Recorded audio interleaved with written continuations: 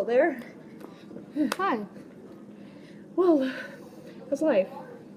Pretty good.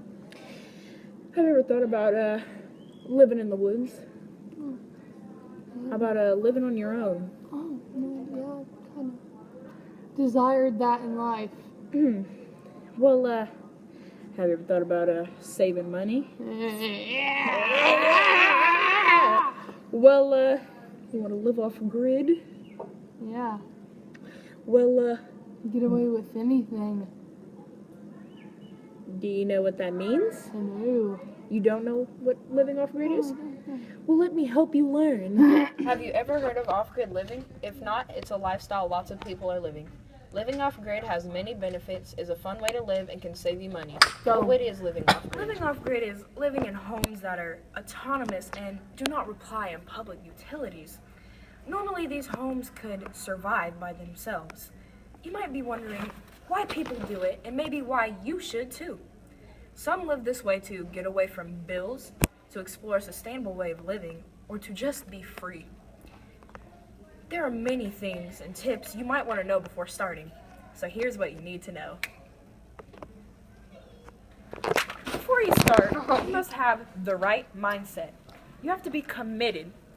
It's better to have money saved in the meantime, and you can save up to $10,000 or more. Once you're ready to find a place to live, there's a few things you might want to keep in mind.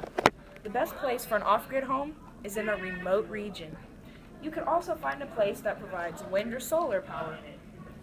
For power, you could generate your own electricity, but it could be expensive and require large batteries.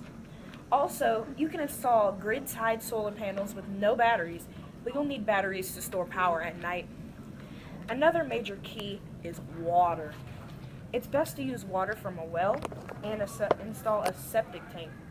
Wells used for drinking water should be regularly tested and treated. Other minor tips would be things like recycle, compost, get a P.O. box, and produce your own food. For more tips of living off-grid, here's a family with experience. I often say off-grid is not what it used to be because we have cell phone service and we have internet and we have lights. We have solar that pumps water up here, so we have running water. So it's not near as primitive as it may sound. We started with the propane lights because we thought only fire lookouts had those. However, we can't read in the dark with just those. So we put the LEDs in here, so it doesn't really use a lot of electricity. Part of the advice that I would give to somebody who's really adventuring out there is to, first of all, be fearless about your stupidity. I mean, ignorance is not a game stopper. I didn't know anything about solar at all. I just knew that there were these panels that the sun shined on and you had electricity, but I had no idea how it worked. But today, you ask a simple question, and it will tell you exactly. Living off-grid isn't something you should wait on. You should just do it as soon as possible. Don't wait to do all these tips. There's also benefits of living off-grid.